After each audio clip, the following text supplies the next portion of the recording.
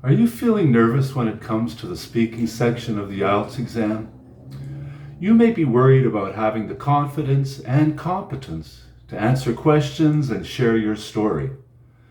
I want to help put your mind at ease and specifically talk about the first section of the speaking test. This is where you'll meet your examiner for the first time, and you'll want to make a good first impression. Think of it this way. It's like meeting anyone for the first time. And while you are the one being tested, it may be good to have some insight into the person who will be testing you. Did you know that they're being tested too? They are constantly being evaluated to make sure they are being fair and giving a true evaluation of your English language ability. This is the real reason your test will be recorded. What this really means, and it's very good to know, is that they are doing their best to make sure you get the best score possible. So smile, introduce yourself, and as nervous as you are, show the examiner you are ready to do your best, even if they don't smile back.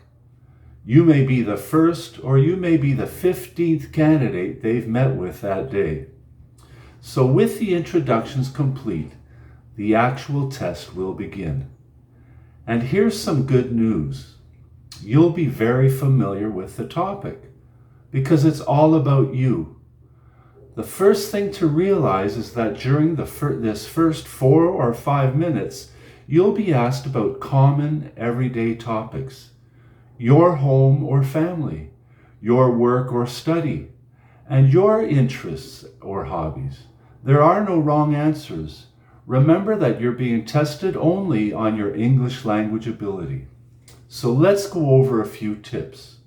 First of all, the answers to these questions should be 2 or 3 sentences long. Nothing fancy, and don't try to memorize pre-planned answers ahead of time.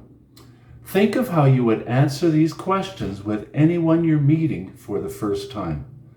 Remember, this isn't a test of how clever you are or your intelligence. So relax and use this as a warm-up for the next sections of the speaking test.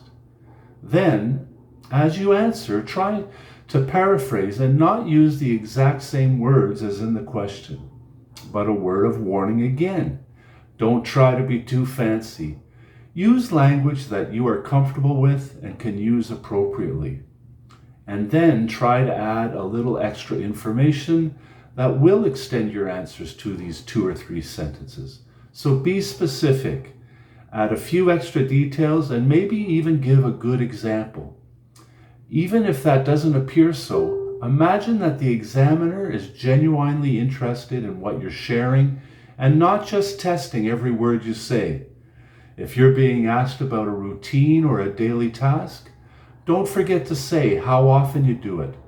Don't be afraid to share why you enjoy an activity or why it's important to you.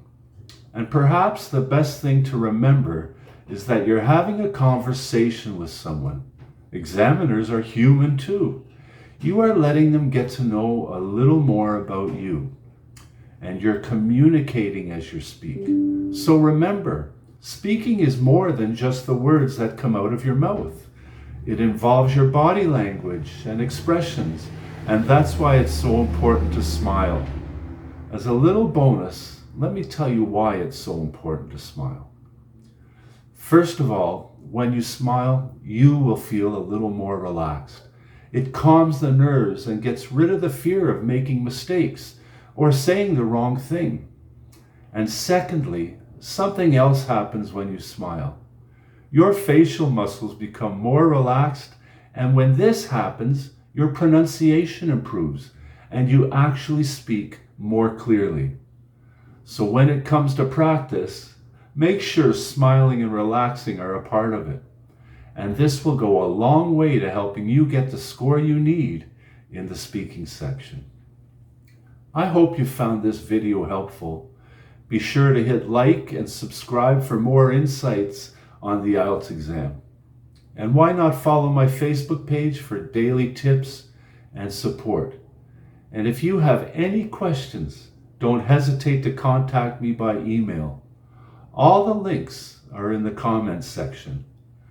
All the best on your journey as you prepare for the IELTS exam. Smile. The best is yet to come.